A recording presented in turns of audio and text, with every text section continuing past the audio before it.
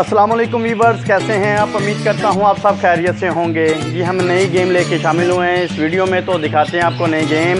तो सामने दो बॉयज़ खड़े हैं, तो शुरू करते हैं इस गेम को। तो 3, 2, 1 स्टार्ट। इन्होंने उल्टे हाथ पे पेंसिल रख के दो फिंगर से पकड़नी है, अपनी पेंसिल अपनी टेबल पे कर लेनी है। जिसने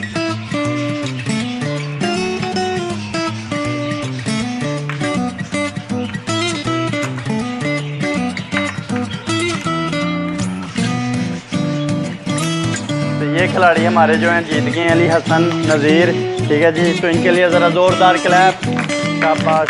तो नेक्स्ट वीडियो में इंशाल्लाह ताला फिर मिलेंगे, तब तक दीजिएगा इजाज़त। हमारे चैनल को लाइक, शेयर और सब्सक्राइब लाजमी करें, साथ ही लगे बेल आइकन के बटन को लाजमी प्रेस करें ताकि हमारी हर नई आने वाली वीडियो आप तक पहुँच सके। पाकिस्तान जिंदाबाद।